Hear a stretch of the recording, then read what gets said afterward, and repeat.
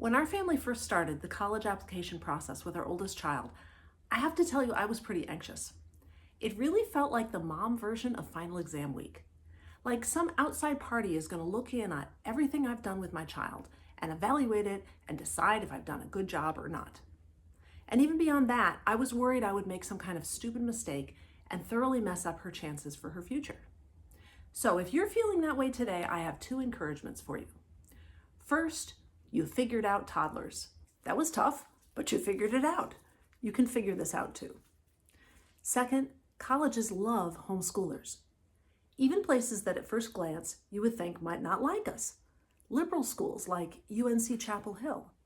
The most recent statistics I found for them said they admitted 27% of their applicants overall, but 45% of homeschooled applicants. Or take Stanford University, one of the toughest schools in the country to get into with only a 5% admissions rate, yet they admit 27% of homeschoolers, according to Stanford Magazine, in an article they wrote about the admissions process. Stanford Magazine wrote, "It's the spark, the passion, that sets the truly exceptional student apart. Looking very closely at homeschoolers is one way to get more of those special minds," the admissions office has discovered. So colleges love homeschoolers. You don't need to be worried about that. Avoid the temptation to feel inadequate or to worry about what colleges are going to think of you. God wants you to use these years, the last few years of high school, to deepen your journey of walking with Him and trusting Him. And it's an exciting journey because you get to see how He answers all of your prayers in the end. My name is Missy Fox, and I run FoxbridgePrep, which is a ministry designed to give Christian support to families through the transition from homeschool to college. My husband and I have 4 kids that we homeschooled K through 12. And like I said, we were nervous at the beginning of this process, but God was very kind to our family. Our kids applied and got into 14 different schools cumulatively. They were awarded over $1.7 million in merit scholarship aid.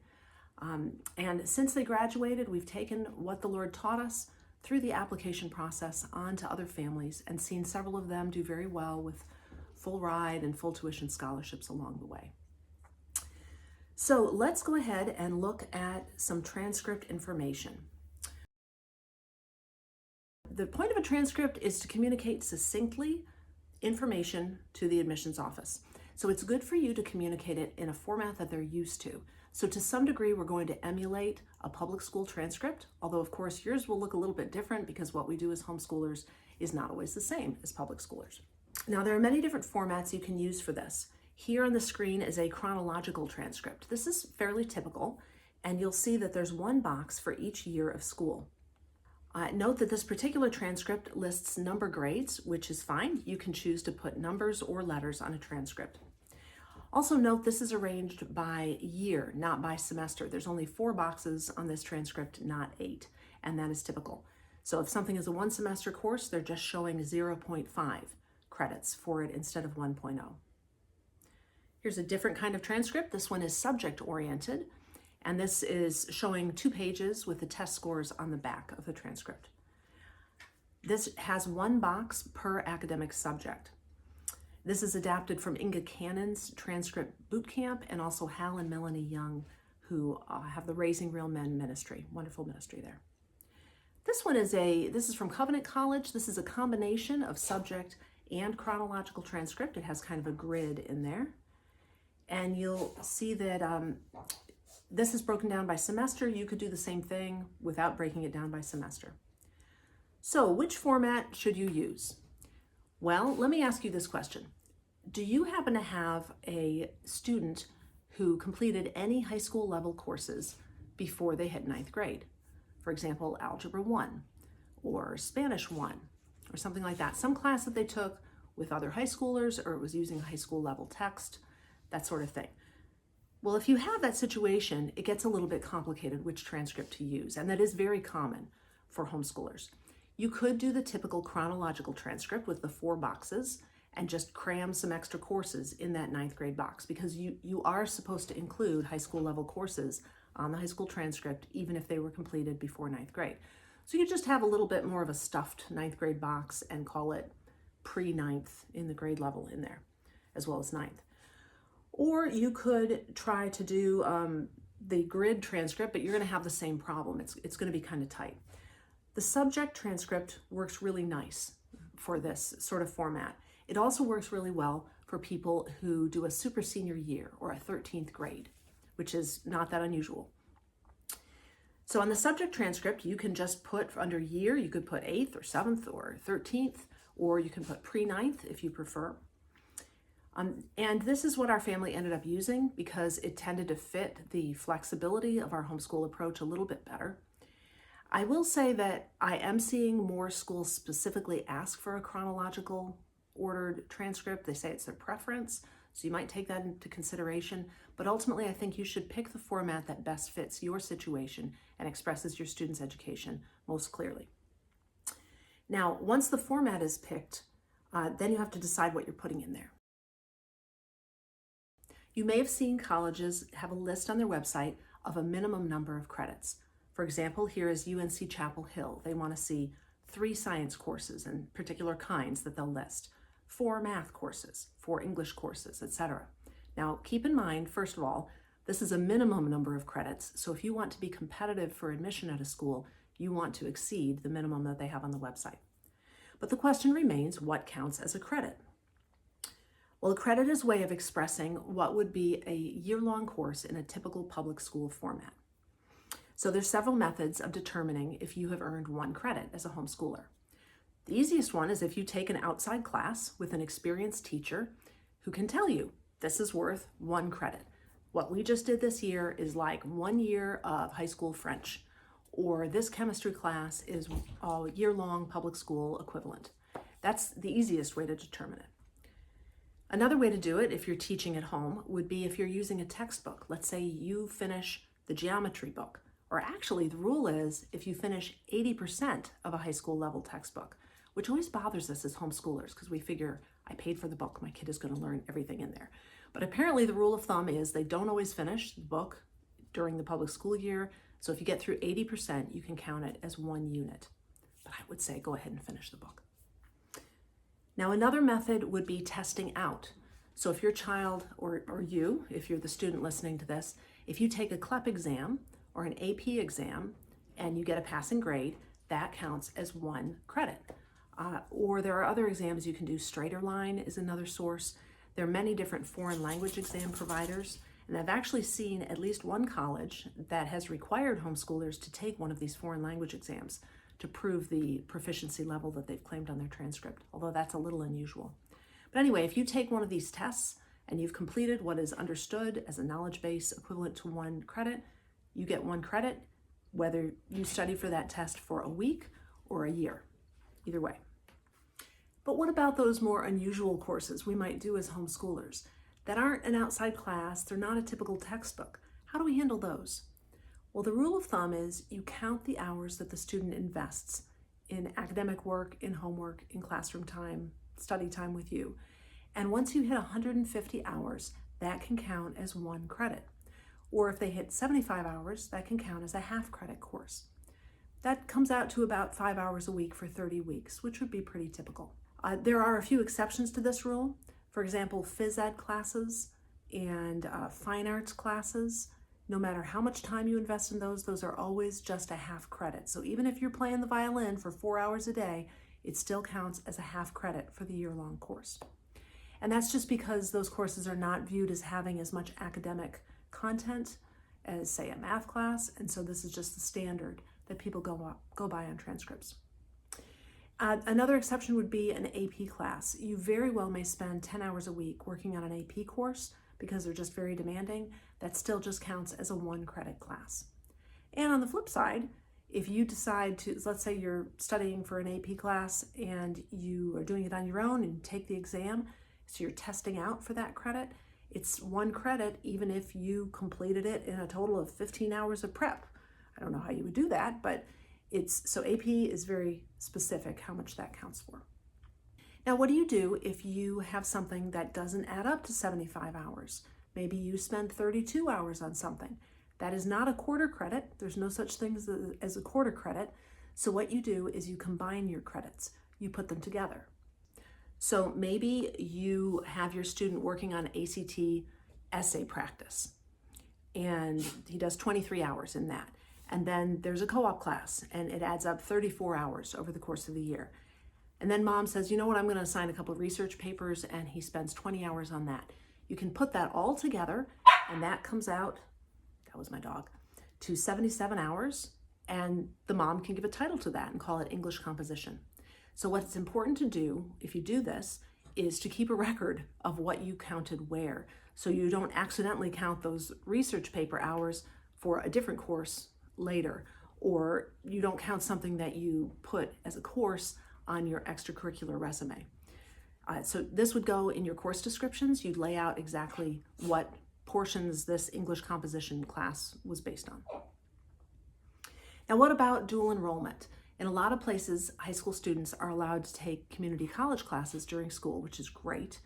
And here in North Carolina, you can even do that for free, which is very nice.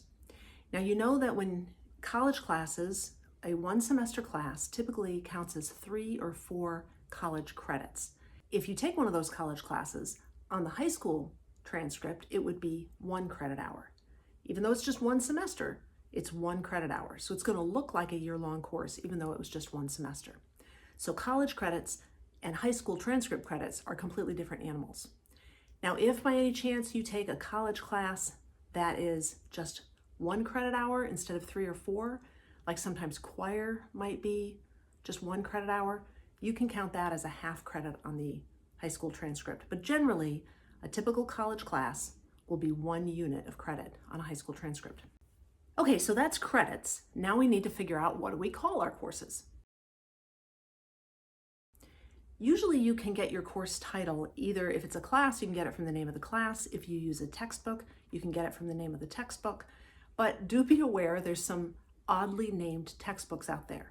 For example, do not put Apologia Biology on your high school transcript, because the admissions officer is going to be going, I have no idea what this means. You would just call it, rename it, Biology with Lab, because they understand that.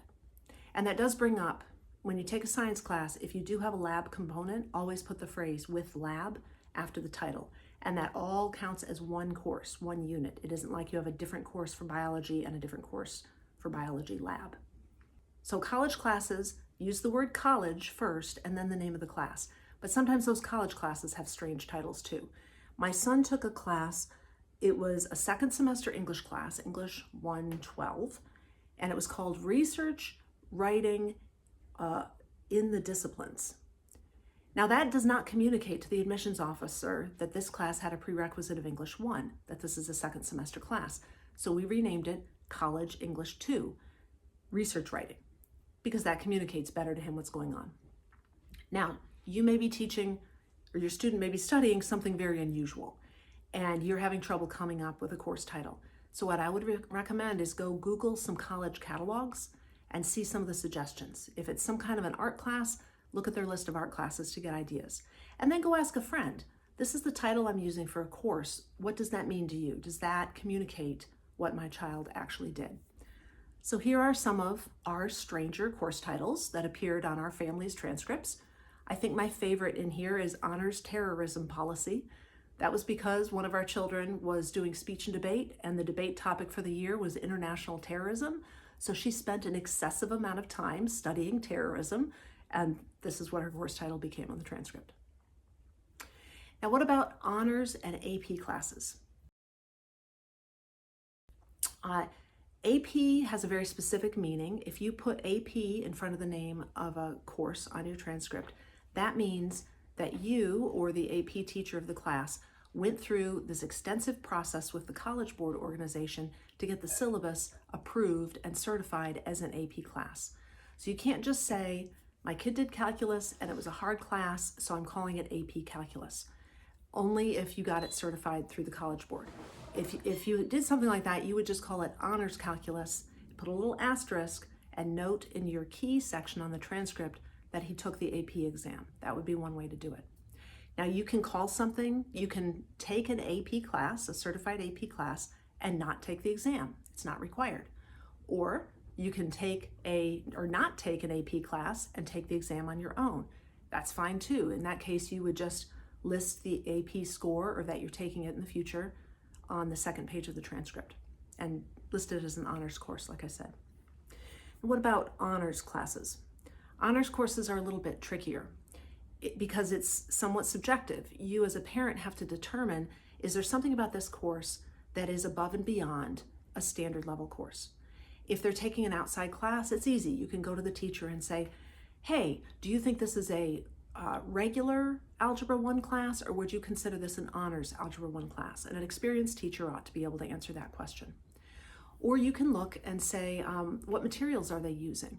So our kids did a co-op class that used Apology of Biology, but the teacher assigned a few other living books to be read along with it, with a couple brief book reports. So the fact that there was extra material beyond the standard course meant that we called it honors. And the teacher actually agreed with that. Another would be, for example, in geometry, it used to be, back in the day, when people took geometry, they would do proofs, where they'd lay out every step of the proof. The student would have to figure it out. And apparently now, it's much more common in geometry that the book lays out the whole proof for you with just a couple blanks here and there that the student has to figure out. Well, that's a whole lot easier. So if you're using one of the older books, like Jacob's Geometry 2nd edition, not 3rd, they do full proofs. That would be a legitimate reason for calling it honors.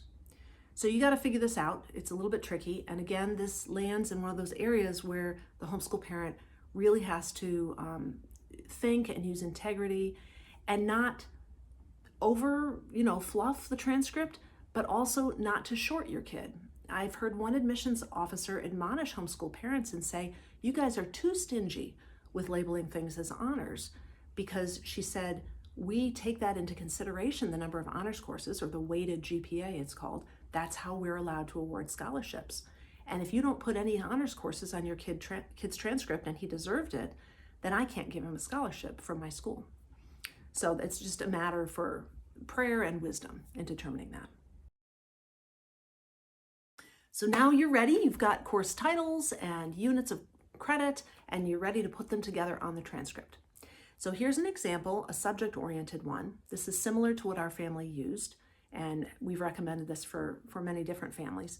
I've changed grades and courses and so forth on here to protect the innocent. You will notice on this particular transcript there are no Bible classes or home ec or phys ed or driver's ed. You totally could put any of those on the transcript if those are things your kid did. I didn't include those subjects on our children's transcripts for a couple of reasons. First, I didn't have a specified way of determining a grade in any of those subjects.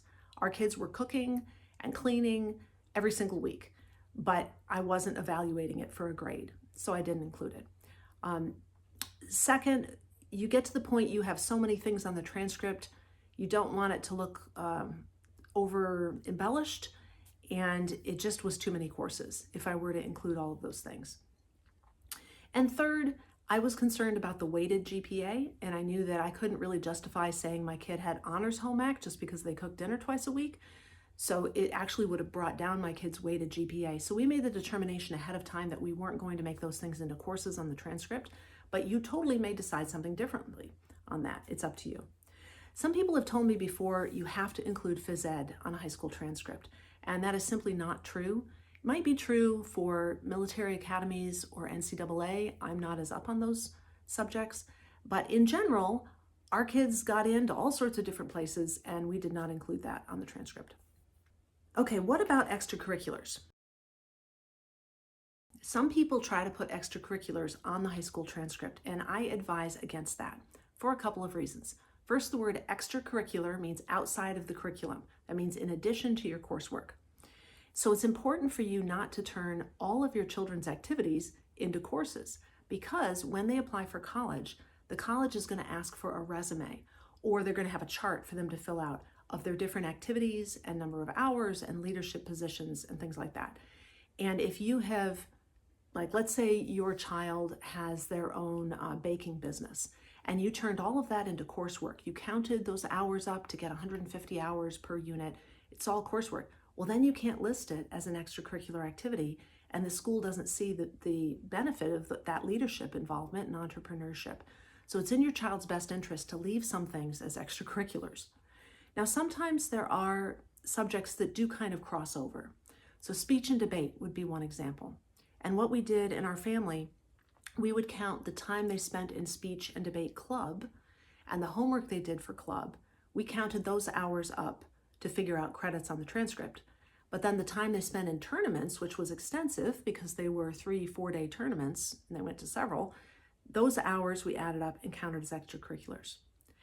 An exception to that way of doing things would be if your child had a leadership position in the club, then I would not count those hours towards transcript because I want to be able to list that leadership activity on the resume, or the student does. So, you figure it out. You could do the same sort of thing for sports. You could count certain activities as going towards phys ed on the transcript, certain activities as going towards extracurricular if you want to. Now for some nuts and bolts. Let's look at the head of the transcript here. You do want to include the words official high school transcript on the transcript. I know that looks a little weird, but that's what people do, so you should do it. You have to have the school address and the student address, even though they are the same for you. But schools are used to seeing both, colleges are, so you need to list both. I absolutely would not include your social security number. You will see some schools that ask for it.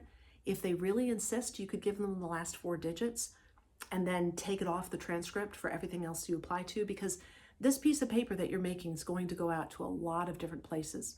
And you don't know what their security policies are in all the places you're sending it to, the Kiwanis Club and various colleges.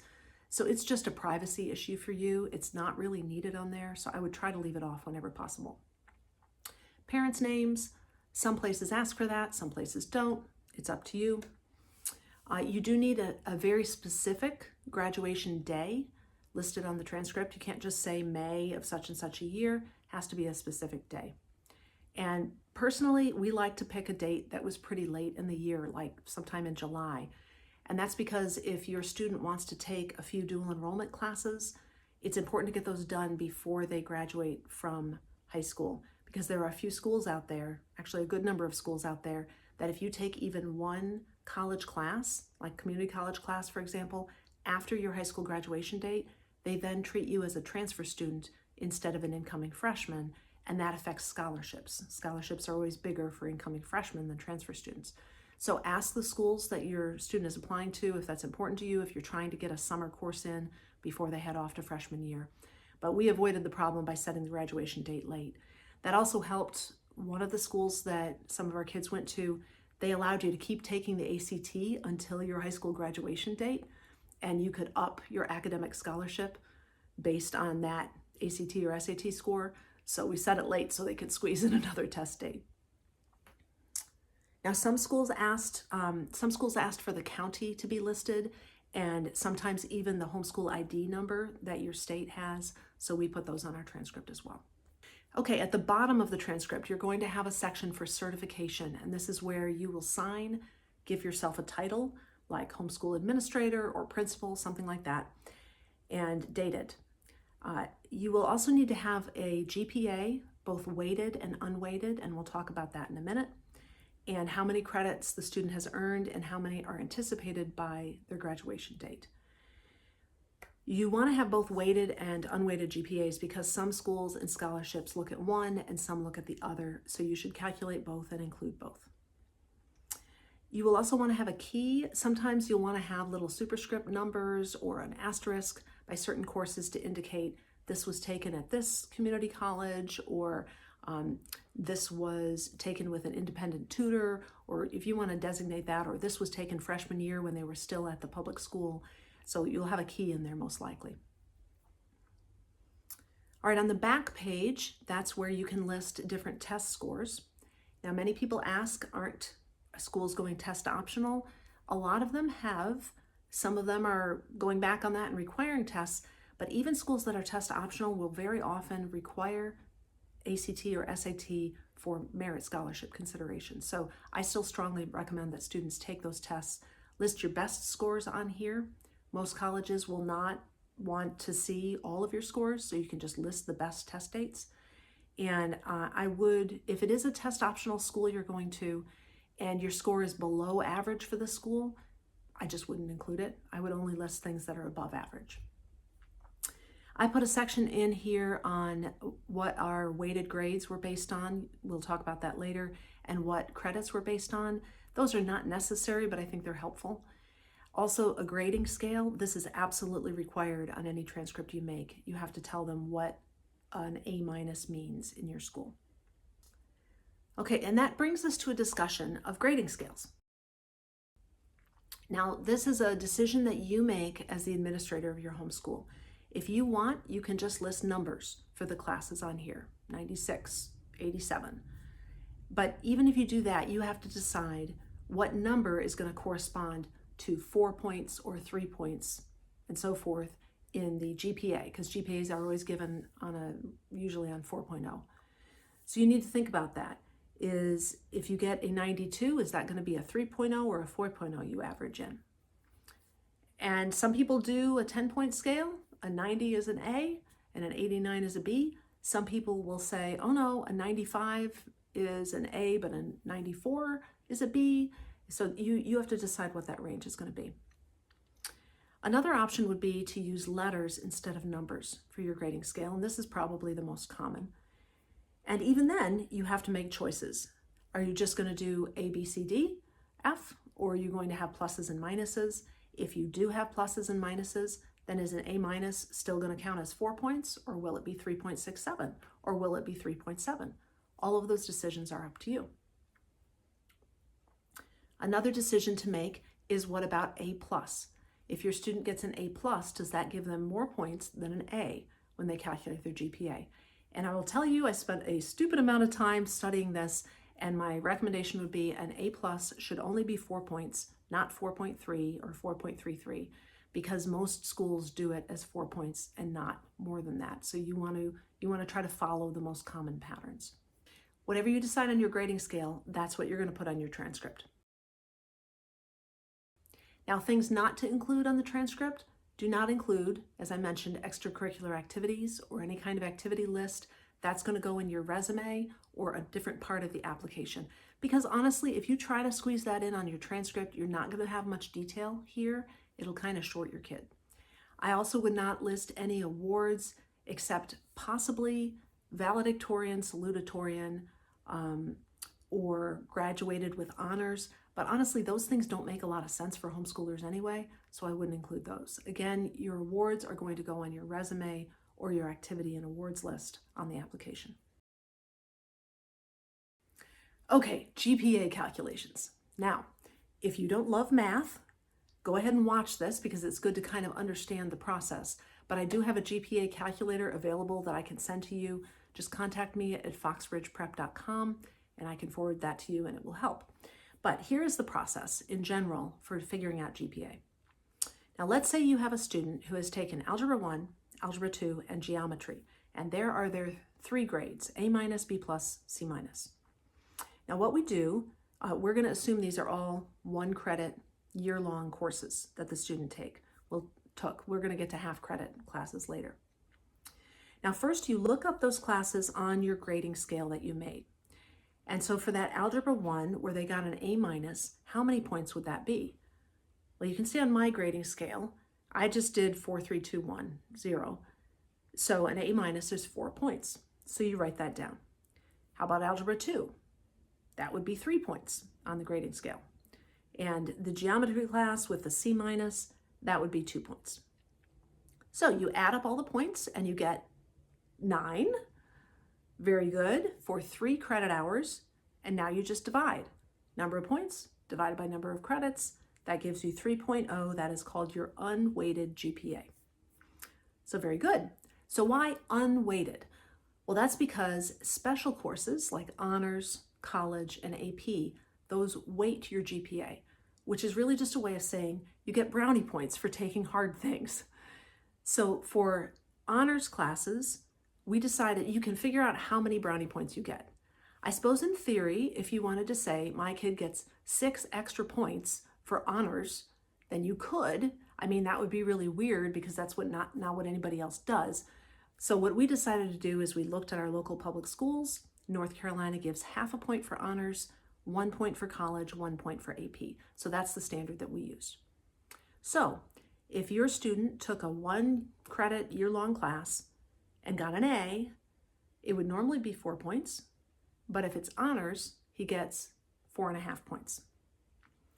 And if he took an AP course and got a B minus, normally that B minus would be 3 points, but it's an AP course, so he gets an extra point, so it's 4 points. One last wrinkle to talk about. What about half-credit classes? These are typically 1-semester classes or 75 hours of work that you've put in. Well, let's say for that, all you do is divide by 2. That's the end of the story here, but let's take that honors A. Let's say that was a 1-semester class. So instead of getting 4.5 points for that honors A, you divide by 2 and they get 2.25 points. Or the AP class where they got a B minus would have been 3 points for the B minus plus 1 point for the AP. That is 4 points. You divide by 2 and that's 2 points. I've got a little homework exercise for you here.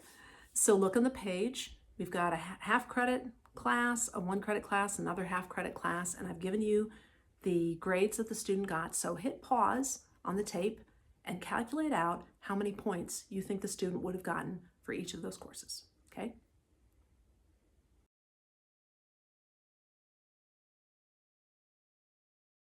Okay, welcome back. So here's the number of points they would have gotten for each of these classes. That B in a regular class would normally be 3 points, but it was a half-credit class, so we divide by 2 and get a 1.5 points. The AP course, they got an A plus, which is 4 points, but it was AP, so that makes it 5 points, and it was a year-long class, so we just leave it at 5 points. Now the honors C plus. The C plus would have gotten them 2 points, but it's an honors class, so it becomes 2.5 points, but then we see the class was a half credit, so we divide by 2 and get 1.25. So if you add up all those numbers, that's a total of 7.75 points, and you add up the credits, that's 2 credits. So you divide, and their weighted GPA would be 3.875. And if you were to recalculate all those without the weightings, if you wanted to calculate the unweighted GPA, you wouldn't add any extra points for honors or AP or anything, and it would come out as 3.25, unweighted GPA. Now, very important, I want you to remember when you are calculating GPAs on the transcripts, you have to go through all of the courses and add up all the number of units of credit and all of the points for grades to calculate the overall GPA, whether weighted or unweighted.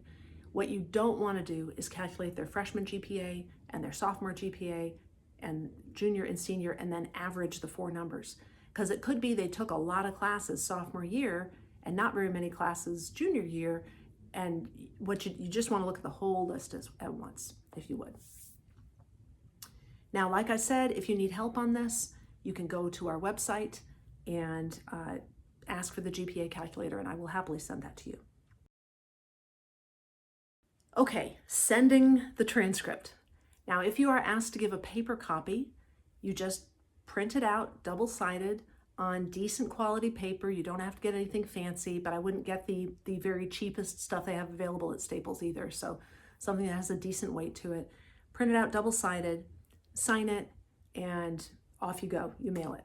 If they want a digital copy, which is more commonly what you're going to be doing, you do the same thing. You print it out, you sign it, and then you scan it back as a PDF file, and that's the PDF file you attach. Another thing you can do, which we really enjoy doing, we got an embosser, and they're not that expensive, especially if you have multiple kids you're going to be using them for. And then you can get these cheap stickers from Walmart, and you can emboss. We would just emboss on the transcript paper itself right over our signature, which made it look nice and official.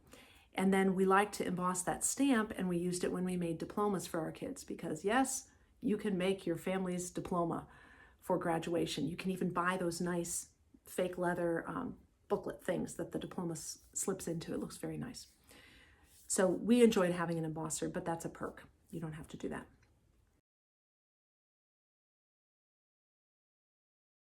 Paperwork to keep. I would strongly encourage you, as your student is in high school, that you have a box for each student. And whenever the student does something significant, like a major paper near the end of high school, freshman papers are not going to matter that much, but major papers written later, toss it in that box. for later. We have had colleges ask for the student to send in a research paper along with their application. Some of the more competitive schools might want to see that. And definitely save syllabi, especially from college level classes, because if your student does a college class and tries to transfer it to get credit, often the receiving college will want evidence of what was done in that course, and they will ask for a syllabus. So save syllabi, and if you can keep course descriptions as you go along the way, it will make your life a lot easier to do that piecemeal bit by bit. But if you forget and you're busy, at least throw the syllabi from your classes in the box so you're able to do it later and make a list of what was covered in the course. Another thing you want to save are student ID numbers from any dual enrollment classes the students do, because colleges they apply to will request, they insist on having a full transcript from any other college the student took coursework at. It's not something you can say, well, they got a C or a D and I don't want to share it. You're obligated to. So you're going to have a way of requesting transcripts from those colleges, and you'll need the student ID number. Other parent work you need to be aware of that is your responsibility as a mom. Like I mentioned, course descriptions are important, especially for the weirder courses that you might do, those ones where you're putting together different activities. Definitely have course descriptions for those. Sometimes a lot of colleges will not care about having course descriptions, but some will. We've had some scholarships that asked for course descriptions, and some, I think it's NCAA is pretty strict about what they want to have in course descriptions. So do try to keep records of that. Book list, we had one school ask for a list of all of the high school and college level books that our child had read. That took a little while to put together, but once we had, it was actually a really nice thing to send on to other schools, so we did include it for other places. Assignment organization, you are going to need a good system of organization for junior and senior years, and this is a way parents can really help the student. We made a Google Doc, a Google spreadsheet that we shared with the student. That way the parent and the student could both see. It was something I could do to find scholarships, list them on there, the due dates, the websites, number of words in the essay, that kind of information. That's a way that you can help as a parent. If your student fills out the Common App, for example, for public schools, that's very common that they'll use that. It requires a school profile and a counselor letter. So that's something that you'll need to find out how to do as a homeschooler. And skill portfolios. Sometimes these are nice to put together if your student has a particular skill. For example, if they're an artist, you may want to have a collection of some of their best work that you take photographs of and have a PDF document or a website link. Even our son who was an engineer, we took photos of a lot of the projects that he had created, electronics projects, woodworking. He had helped a family put a big addition on their house. So things like that, we took photographs and made a skill portfolio, and that can be beneficial depending on what your student is applying for. And resumes, parents can help create a resume for the student. Can't write their essays, but it is okay to help with their resume. So that is something else they'll need done. Now, as we said in the beginning, this journey from homeschool to college is one that involves a lot of trust. So I wanted to talk a little bit more about what trust is and what it looks like for us as we go through this process. The first step, if you haven't done it already, is to place your trust in Christ. The Bible tells us that our wrongdoing has made a gulf, a separation between us and God. And we need that gulf to be crossed. And so God, because he loved us, sent Christ into the world, his own son, to bridge that gap between us and him. Jesus says that he is the way, the truth, and the life, and no one comes to the Father except by him. Now, if you've already done that, if you've already placed your trust in Jesus, then the Bible tells us to cast all of our anxieties on God because he cares for us. Now, I used to hear people describe this as let go and let God, and that always made me feel uncomfortable. I would liken it to, let's say you inherited a delicate, intricate vase from your great-grandmother. It's very fragile, and you're holding it, and somebody tells you, let go and let God. It sounds like they want you to throw it up in the air and just hope God will catch it. And that is not what the Bible is saying. The Bible is more of an image of God putting out his steady, capable hands, and you carefully taking that precious object and putting it into his hands. And honestly, that's what we're doing through the end of high school with our students, because our kids are precious to us and we love them. And we need to realize that by putting them in God's hands, they are in the most secure position they could possibly be. That's what the last few years of high school are really like as a homeschool parent. So, as you go through the process of making a transcript, helping your child on to college, trust in God. Encourage your child to trust in God, and he will take good care of you. Now, if there are any other ways that I can help you with FoxbridgePrep, we have several free webinars and free resources, articles that are designed to make this period of your life as straightforward and successful as possible. So please reach out, check out what we have available, and I would love to help you if there's any way I can. Thanks for watching.